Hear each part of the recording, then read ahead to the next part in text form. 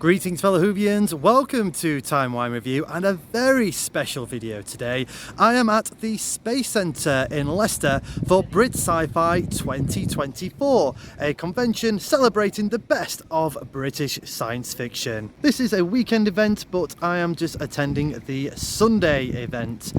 Yesterday they already had two doctors in the form of David Bradley and Sylvester McCoy, being the first Doctor and seventh Doctor respectively, and also joining them is companion Sophie Aldred, who is of course Ace. But today I'm very excited. We've got a Doctor companion duo all to ourselves. We've got the fifth Doctor, Peter Davison, and Janet Fielding, who was of course his companion Tegan Javanka. It's the first time I've met Janet, so really excited to see that. We also have guests from Blake 7. We've got Sally Nivette, who was Jenna, and Jan Chappell, who is Callie. Not only that, we've got some other great props from the world of Gerry Anderson. We've also got Big Finish Audio being represented here, who's just recently celebrated their 25th anniversary of Doctor Who audio adventures. Props, space stuff, Daleks, and I'm sure a few cosplayers. Really looking forward to this. I'm not sure what to expect though. I'm not sure if it's going to be a bit like a traditional Comic-Con or if it's going to be more like the Doctor Who convention that I recently went to, that you can check out on the Timey Wimey Review YouTube channel. But hit the subscribe button. Let's see what Brit Sci-Fi 2024 is all about. And look at this for an entrance to a building. Absolutely amazing. Inside there's a rocket ship as well. Hopefully we'll get to see that today. As you walk in, as you do, you get to see a Dalek. But already inside the Space Museum. Oh my god, it looks awesome. And we've got a couple of Thunderbirds there too. Bonus. This ticket today for Brit Sci-Fi and the museum cost me £19, but not only that, I get a free annual pass back at the museum as well for a full year. So I think that's a great bargain. And also I get a planetarian show at 2:30, so I'll see how it goes with time. I'll try and get to this one later today. But this is just the itinerary for Brit Sci-Fi as well. So it gives me an idea of the guests, how much the autographs are today. Absolute bargain in my opinion. Also there is photo opportunities as well. And yes, luckily there are talks today. I wasn't quite sure what to expect today, but yeah, lots of things going off. Warhammer as well, I didn't know about that, so if you're into your Warhammer. Oh, we've got a Big Finish space quiz. I wonder if it's as good as my Big Finish quiz that I did on this channel a few weeks ago. But yeah, really looking forward to today and checking this out. Oh wow, lots of Whovians, lots of stuff to do today. So impressed. I love the look of this museum already, and having this Brit Sci-Fi inside is just an absolute bonus.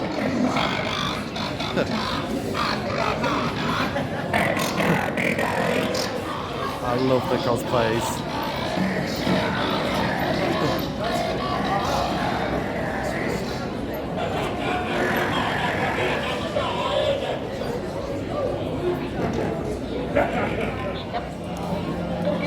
Relevant information. You're a good dog, K9. Confirmed. Sensor input now established. K9 programming has access. All systems affirmative. Confirmation operated. And sometimes he forgets and he'll just be like, oh my god, everybody, and I'm just like... I'm assuming this is the main stage. I've got a couple of Blake 7 cast there as well. Just there. Amazing.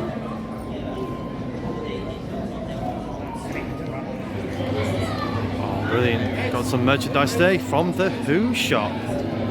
Amazing shop. I did go there back in London a good few years ago, which you can find on Timey Wimey Review YouTube channel.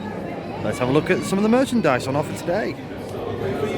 Oh, some amazing stuff. Especially these Chronicle souvenirs.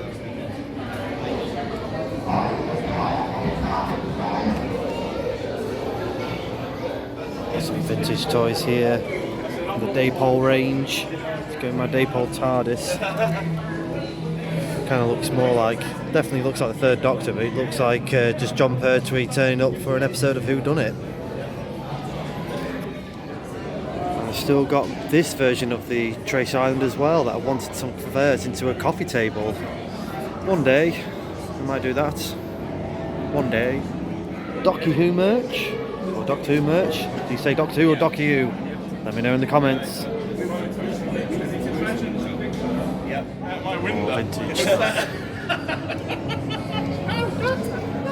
Oh my god. There you go, that's what you should be doing in your talks. They get out of Sam. Oh, you don't want to do it? No. Oh, that's great. I've seen one of these before.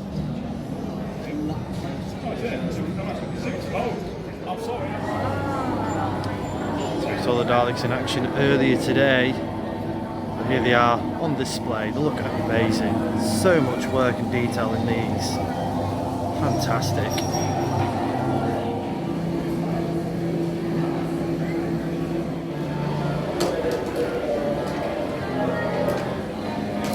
These are the people behind these wonderful Daleks. Honestly, they're so good. Really well detailed. And someone getting exterminated. Oh. It's pretty cool. I've seen that before.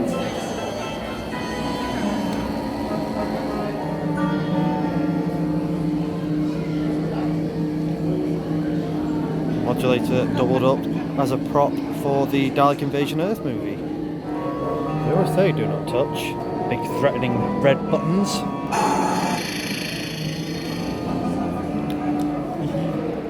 This actually works. So these are some of the phrases you can try. You can try that famous Roy Skelton speech from Genesis of the Daleks. Let's give one a go. Daleks conquer and destroy.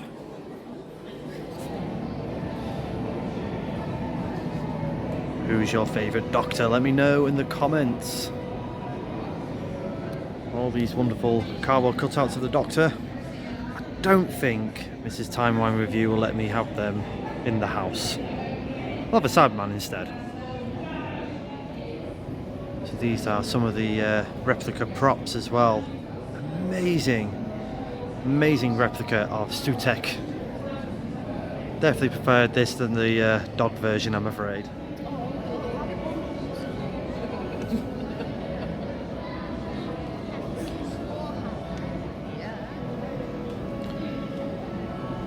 These are so good.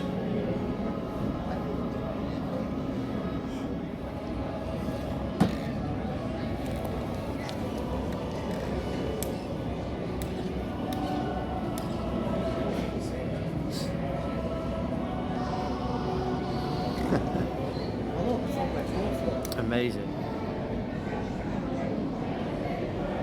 These are so good. Amazing replicas. Check them out. Now that is a carnival of monsters.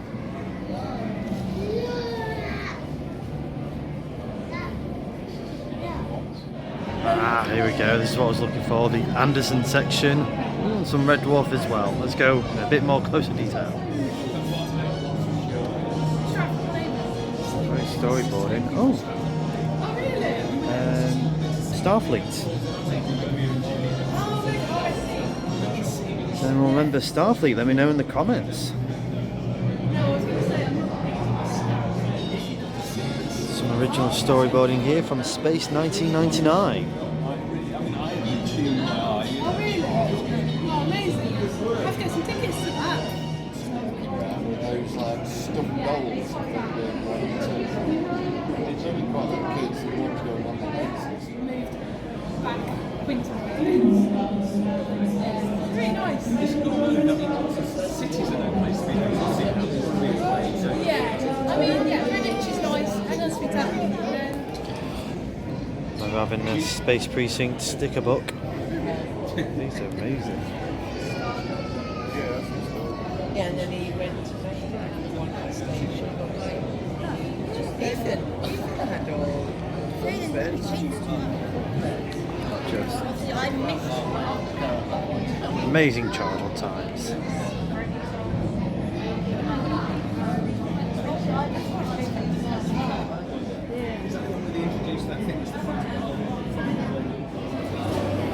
Some of the props from Blake 7.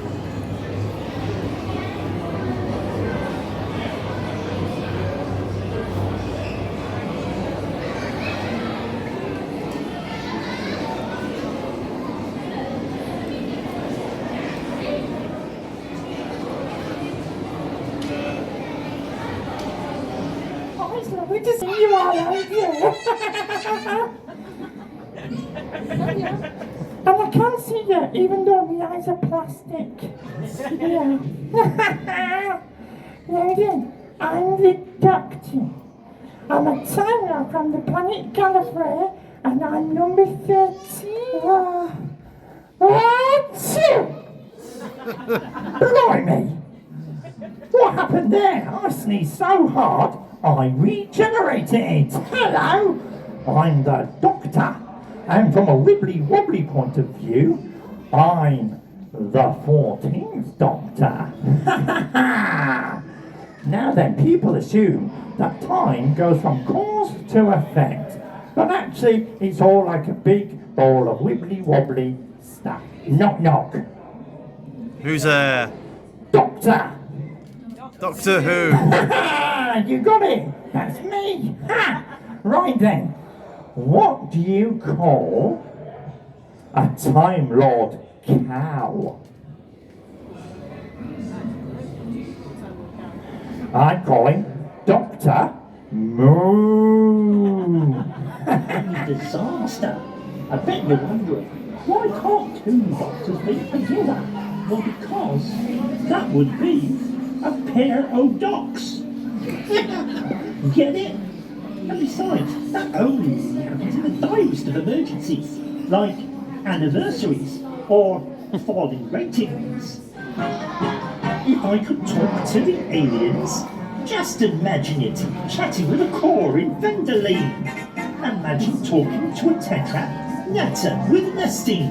What a neat achievement it would be if we could talk to the aliens and learn their languages, maybe take an alien degree. I study Cyberman and Monoid, Herbivore and Crinoid, Ice Warrior, Dalek and Ogre. I would converse in Sea Devil and Cryon. I would curse in Fluence on Tara. And if people ask me, can you speak rhinoceros? I'd say Okosero, Bo Joe. If I conferred with our furry friends, mountain alien, think of the amazing repartee. If I could walk with the aliens, talk with the aliens, grunt and squeak and squawk with the aliens, and they could talk to me. If I could talk to the aliens, think what fun we'd have asking over krillitens for tea. Or maybe lunch with 2 or 3 ogrons, plasmavores and spiridons. What a lovely place the world would be. I'd learn to speak in Ragnarok and Demon. My Movalan would be extremely good. And if I was asked to sing in Peladonian, I'd say hell yes I can, and would. And I'm sure every tractator, Zygon and Sycorax certainly would see it as a plus. If we could talk to the aliens, walk with the aliens, grunt and squeak and squawk with the aliens, and they could talk to us. If I spoke... It's the Daleks! Oh no, don't worry, I've got them TARDIS's shields turned up to maximum. The Daleks can't get you in here. Ah! So that's highlights of some of the Doctor Who Avenue Who puppet show that is going on throughout the day. So I went to the first one and there was a little bit of a technical hitch, so I thought I'll pop back and see the second half of the show, a bonus show that was there with that wonderful song and a nice special appearance from the Daleks. Obviously it's for little kids, but yeah, it's a nice little added feature for Brit Sci-Fi. Up next is the Blake 7, followed by the Doctor Who Q&A. Welcome to the stage, the incredible Janet Fielding and David Tennant's father-in-law, Peter Davison.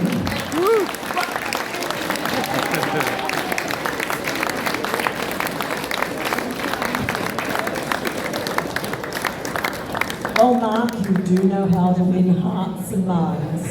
I just wanted to get everyone in a good, relaxed place. Yes. Good, relaxed place. Don't ask any difficult questions. I've had a very traumatic weekend. We won't ask questions. First of all, Janet Fielding drove me from Wigan to Leicester. Oh, here we go. And I aged I should have about left him to the 2 years. mercies of a bounty. And then I got locked out of my bedroom this morning. Couldn't get in to get my suitcase. I was sat in reception. I was Yeah, you thinking, were, what's yeah. going on there? She was so kind. Never a nasty word to anybody. Really? It's not what she says behind your back. Peter, I don't believe a word of it. She left me her dressing room, her dressing Winnebago. So luxurious. Yeah, sorry. Well, you didn't even tell the story about Right. Yeah, so, because the crew on the show knew that Peter and I have a certain rivalrous, bickering relationship, they arranged for me to take over Jodie's Winnebago when he was on set. And that was like enormous. It had a dining room and a kitchen and a bathroom and a bedroom, and it was like a small house. They were in a small Winnebago, the doctors. those three-way things. It was a three-way. Yeah. It was actually a three-way. Yeah, it was a couple.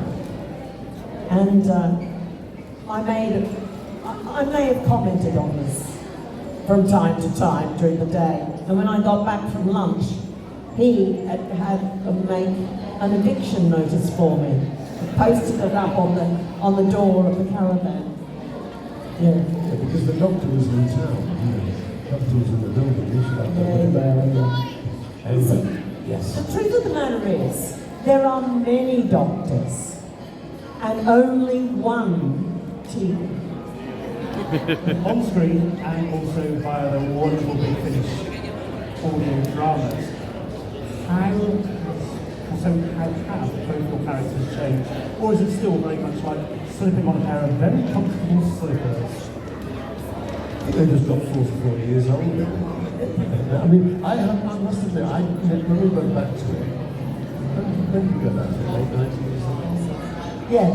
Well, in my case, later again, but yeah. We didn't really make any effort to play the characters younger. I don't think. We just played the characters. Maybe they were just ingrained in it. I never was consciously thinking, how did I play the Doctor? I don't think we did. No. It was a kind of, you have the history. I know we were doing stories that took place theoretically between the early stories, but still I think what was nice about doing the Big Finish productions is that there's obviously much more characters written in, because you're just dealing with audio. So, in many cases the scenes are better, we have the scriptures that nicer or longer than they would have been in a TV version. So mostly you're just running up and down corridors at breakneck speed. So yeah, it was. I'm sorry? Well, then I was breakneck speed. Now I'd be hobbling, obviously. But we used to run down corridors. We did. We ran down a lot of corridors. We used to call it corridor acting. Yeah, that's the only thing I thought I could improve on when I took over as a doctor. I could move faster than the instructors. Anyway, so yeah, no, I didn't really approach it anyway apart from just get the scripts and do it as you were approaching it.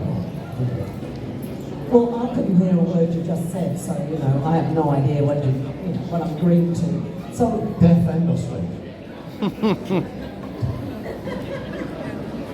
I think you'll find. Was that because I was looking in the wrong direction, or was it just waiting? I think you'll find it's your microphone technique. Why do you think I've... Right, okay. Would you teach me? Like,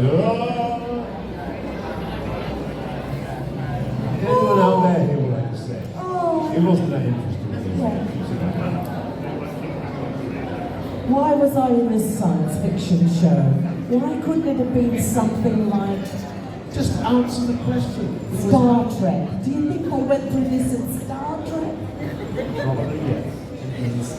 Was there anything that you ever stole from set or that you gifted at the end of the film? Only the entire outfit. I mean, I don't know still to this day, as it sits in my wardrobe, who actually owns it. Costume. What you steal from the set?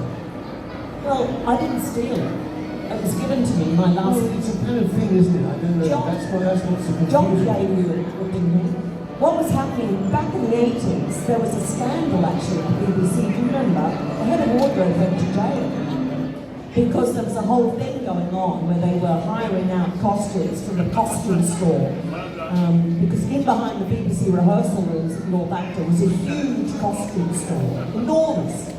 And costumes were disappearing from there. So John Nathan Turner gave me 2 of my costumes and said, if I don't, these will just disappear from wardrobe and we'll never see them again.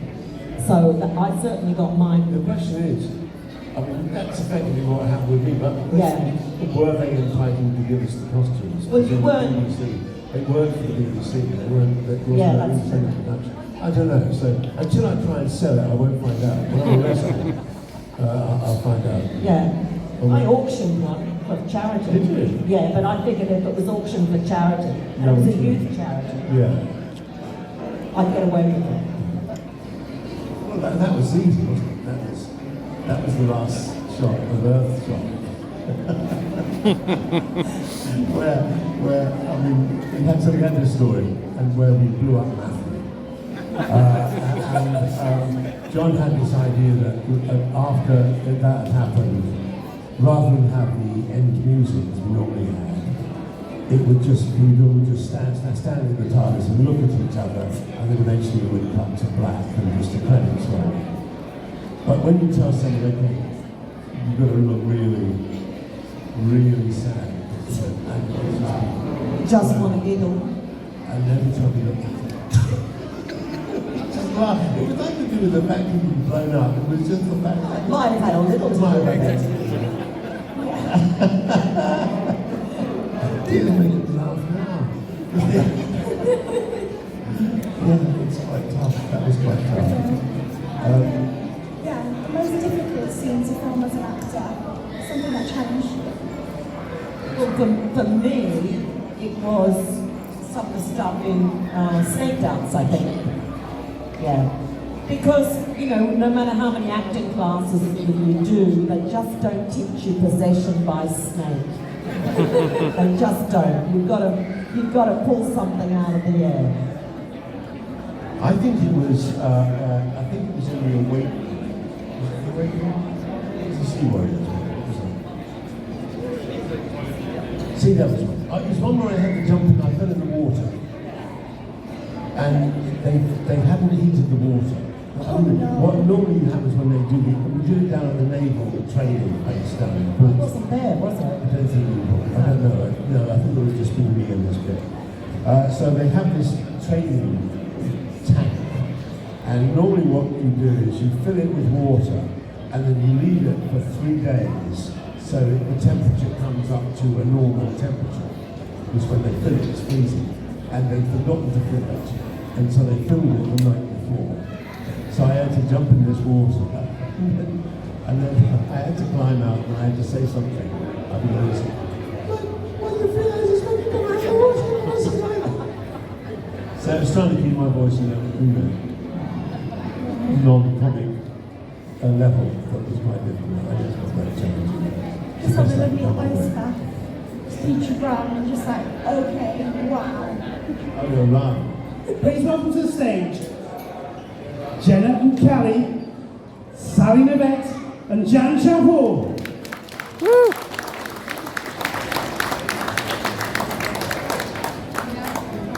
Good questions. I understand that Brit Scifi has been back in the news with the announcement that there's a new Blu-ray coming out in a couple of months' time. and that you've both been involved in some documentary filming where you were reunited with a certain spaceship. We were. And it had to be the Liberator. No, very old, marvelous. Sally and I have never slightly rusty like ourselves, but they brought it to my garden in London, and Jan and I were given a large bottle of champagne and asked to reminisce about all those years ago, 46 years ago, and to literally, relive life on the Liberator. It was very exciting. So, if, say, one of the special effects went wrong or something fell off the set, that meant more pressure on you as the actor not to forget one line. You had to be well perfect and get it done. So I found that terribly tense-making. We sort of got away with it. Yes, those reporters were difficult because you had the guest people coming in to do a scene, and usually would give 2 or 3 takes on it.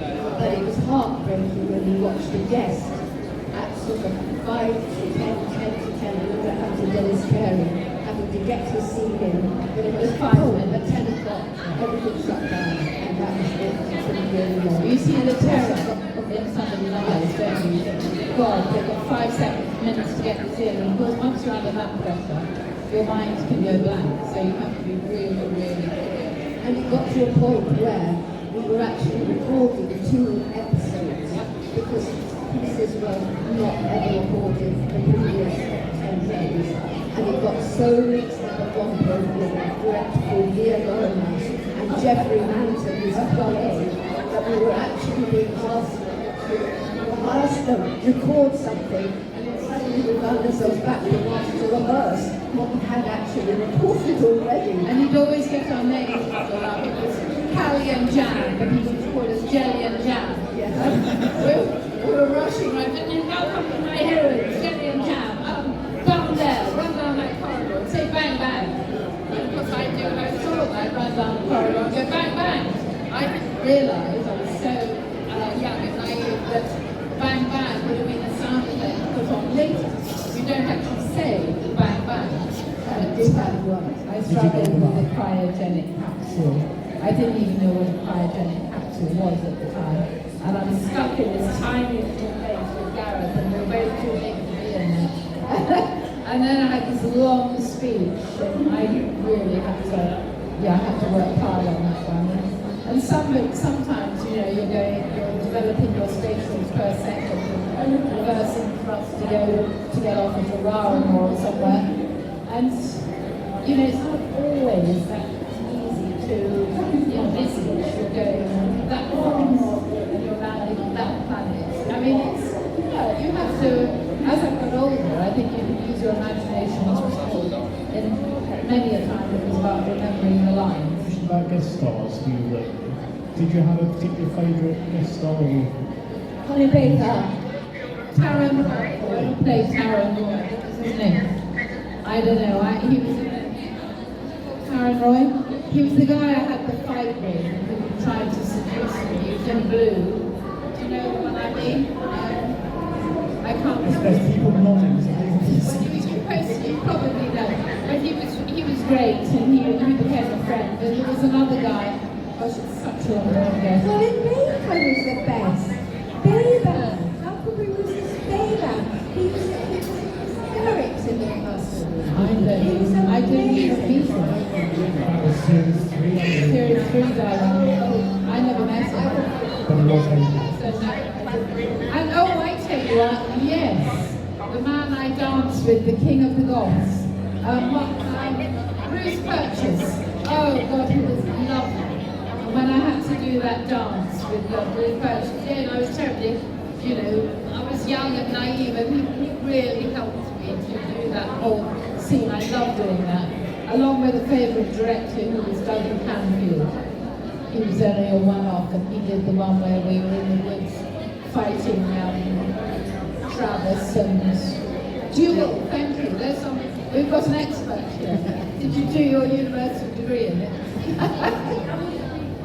Oh. What about you? Favourites? Other favourites?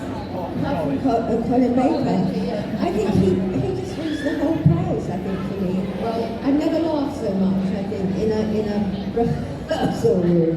He's so witty and such fun. I just wish I'd been there, but I'd gone all by the then. So that's just a few highlights of the Doctor Who and Blake 7 Q&A. Tegan and the Fifth Doctor, Peter Davison and Jan Fielding, talking about their time on Doctor Who, their time with multiple Doctors, particularly the 5 Doctor story, and just how they dealt with the impossible, such as Adric's death. Also the Blake 7 Q&A, which was a little bit more difficult to record as the sound quality was not that great and it was getting a little bit loud behind me with those pesky Daleks, but it was really great to see the cast of Blake 7 there, and you know, still loving the show. Actually, it is a cult classic. I'm starting to watch the series from the beginning, never really sort of watched it, but yeah, so far I'm about 3 to 4 episodes in and I'm really enjoying it. Afterwards I had a go at the free planetarium talk, or the talk that was part of my ticket today, and yeah, it was really a nice area. It was a nice little sort of chat about being in space, or if you was going to go and visit other planets in the galaxies. Don't forget to bring a towel, all that kind of fun stuff. So a nice little integration of British sci-fi there as part of this talk. I would like to have seen a bit more of a planetarium laser show, or sort of spectacular, really seeing that screen come into play. But not to worry, let's have a look at the rest of the museum. Let's have a few highlights of what else this space centre has to offer. Here is the rocket ship. It's like Thunderbird 3. Let's go to the top. So, 144 steps later, I've reached the top. It's a long way down. Nice little stories behind Apollo 11, Apollo 12, 13 of course, 14, 15, 16 and 17. Roger, go ahead. You're cleared for takeoff. 8, 7, 6, 5, work stage. Okay, if you need to. There's history from the 40s until the 60s. What's been happening. Probably a little bit of the space race as well.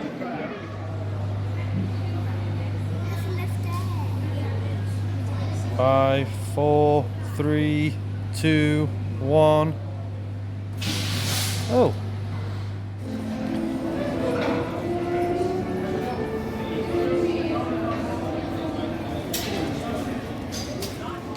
It really is nice walking around this museum with the various Doctor Who and other British sci-fi soundtrack going along in the background.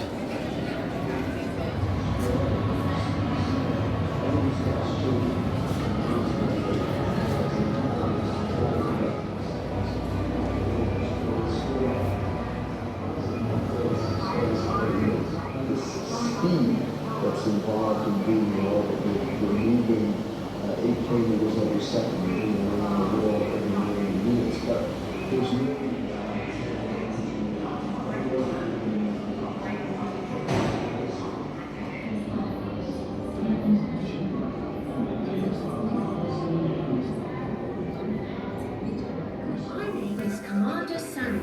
and I'm going to be your guide on an adventure through our solar system. I'd like to introduce you to my little friend, Astronaut George. Every time you hear his name, you should salute like this.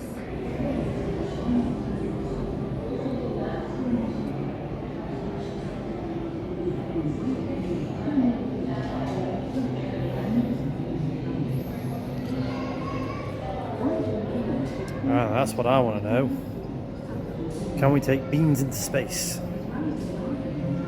And looking at it, we're alright. for a little bit. Don't try and take it to Uranus.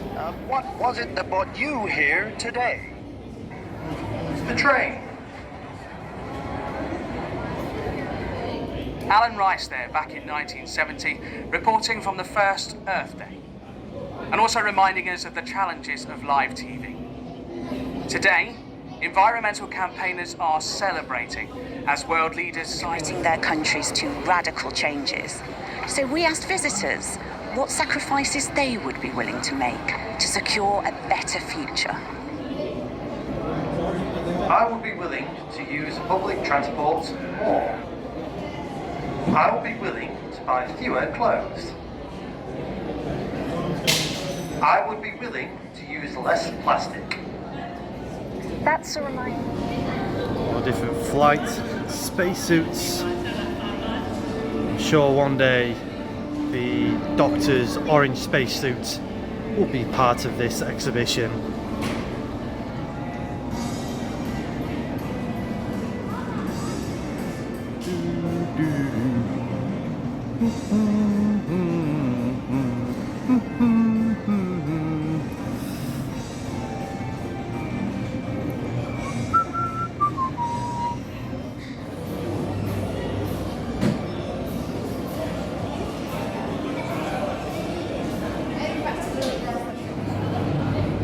Just a few highlights there of this museum and exhibition here at the Space Centre. I haven't had time to look at all of the information, but it's definitely worth another trip, another visit to check this out, because yeah, it's fantastic. Space Centre, really impressive.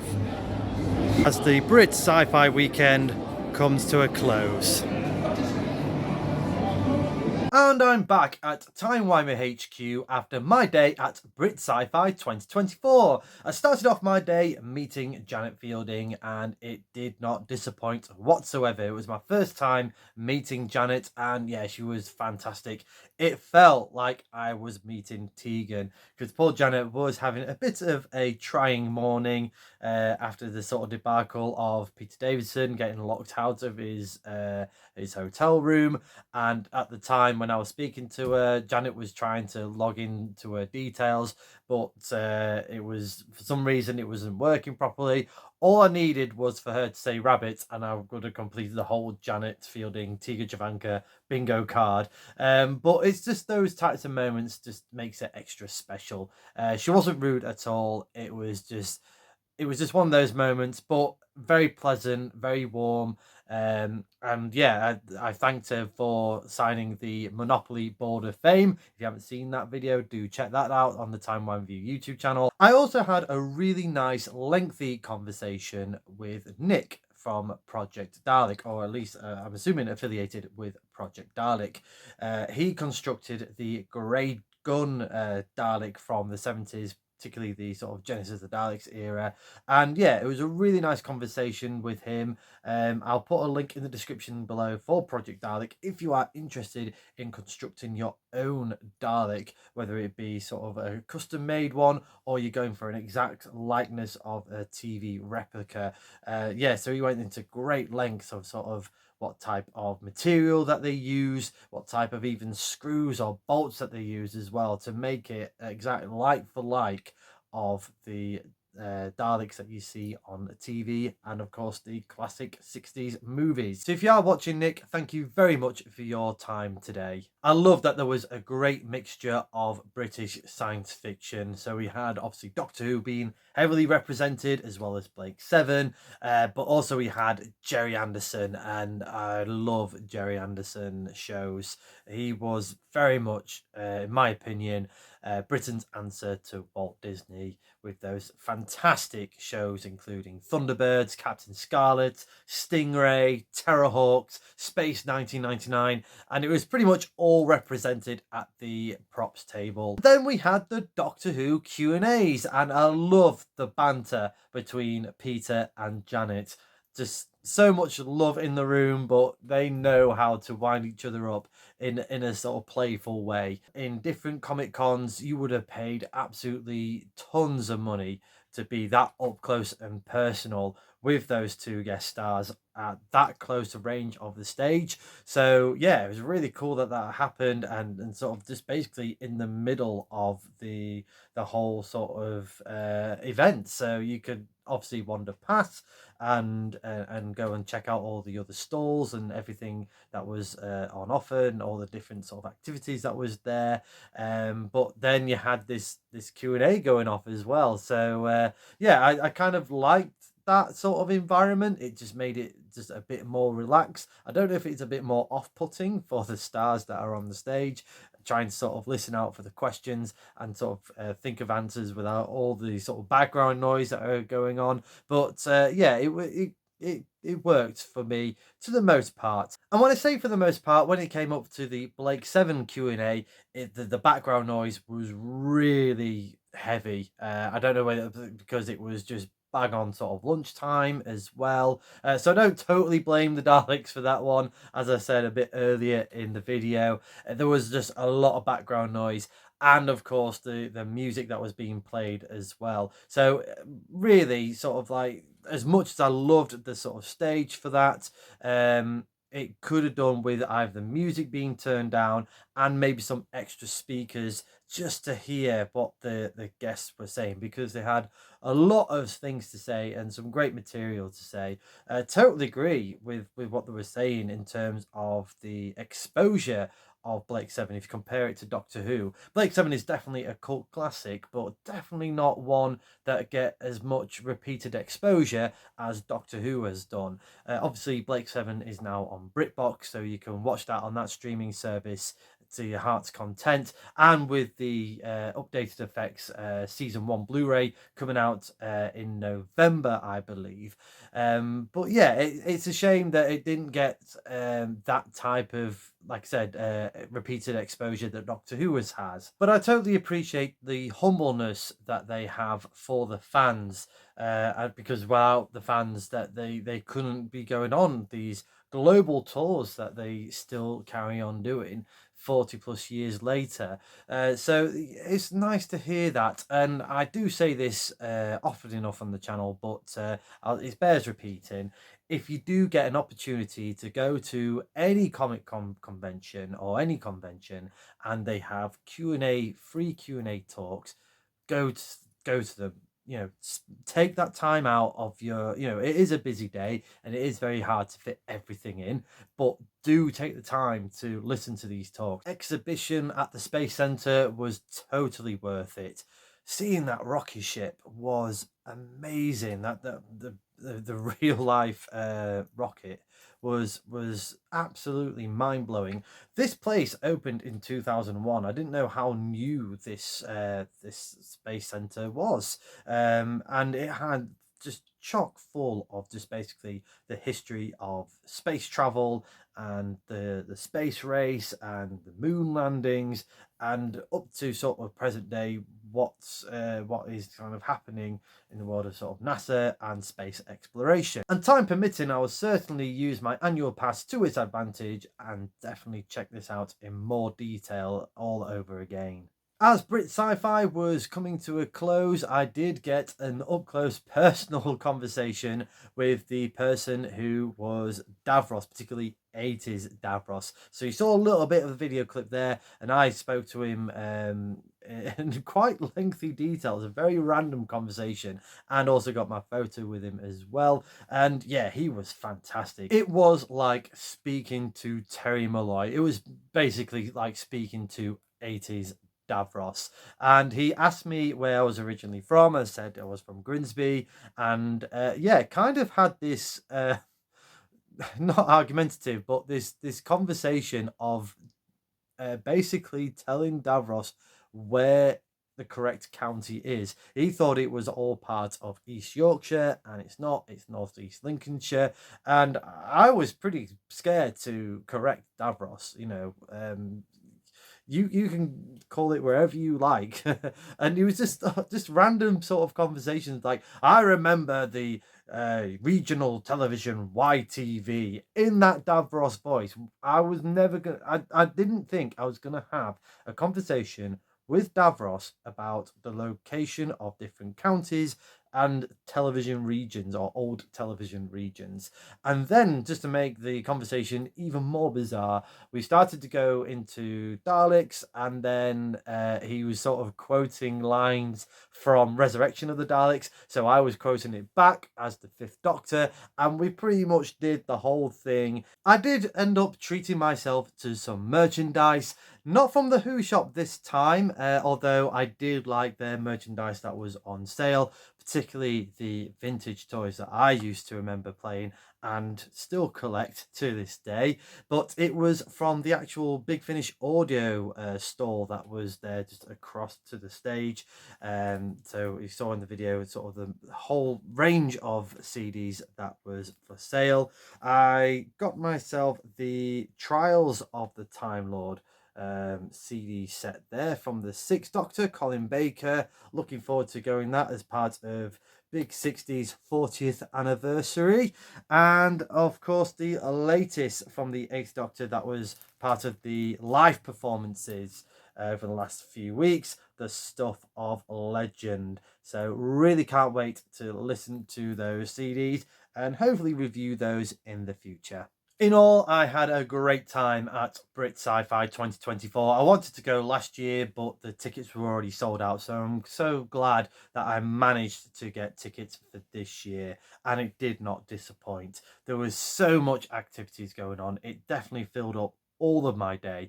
I think if I went for a second time round, I could probably do it in maybe half the day, but sometimes it's just nice just to take your time and just let the world go by, because sometimes you just miss little things like that. So if I did have like half a day, I probably wouldn't have had that bizarre conversation with Davros. I probably would have missed some of the cosplayers that were out there, because there were some fantastic cosplayers. The Fourth Doctor and Romana, absolutely amazing. I didn't get them captured on video properly because they disappeared, but there was a family that was dressed as characters from Thunderbirds, but more towards the new version of Thunderbirds, Thunderbirds Are Go. It was a woman with two children, and they looked amazing with their little cuddly toys of Thunderbirds 1 and 2. They were brilliant. And I think their granddad was Parker. Granddad Parker, I love it. There was also a little child dressed as the Seventh Doctor. He was fantastic. And even there was another kid dressed as an astronaut from NASA. So that was really, really good. But there was some great adult cosplayers as well. We also had the Warhammer guys. They looked amazing. There was a guy dressed as the Fifth Doctor as well. So many to have seen. But like I said, I had a fantastic day. The highlight obviously was meeting Janet Fielding before I entered the whole Brit Sci-Fi. But the whole day was just a fantastic event. Very much worth your time to get to. It was quite easy to get to as well. On local trains to Leicester, and from Leicester train station it is a 40-minute walk if you really want to brave that, but there were local buses, so it was like a 10-minute walk to Haymarket bus station. Got on the 54, dropped me off on the sort of outer bits of the Space Centre, and it was probably about a 5-7 minute walk to the Space Centre itself from that bus stop. And they were very frequent, so I had no issues getting there and back from the city centre. Let me know in the comments below your thoughts to Brit Sci-Fi 2024. Was you lucky enough to have been there? If you were, say hello and let me know what you thought of this convention. Have you been to a previous Brit Sci-Fi, or would you go to the next one in 2025? Or let me know if you've been to any sort of Comic-Con or convention. Have you met any special guest stars, whether it's from Doctor Who, Blake 7, anything, I don't mind. Let me know in the comments. I would love to know your stories and adventures. Thank you very much for watching this video. I hope you've enjoyed it. If you have, please like, share and subscribe. Hit the cloister bell for more notifications. Come say hello and follow me on Facebook and X. And do check out my other fantastic Doctor Who related content on the Timey Wimey Review TikTok page. And of course, right here on the Timey Wimey Review YouTube channel. Thanks for your love and support. Until we meet again.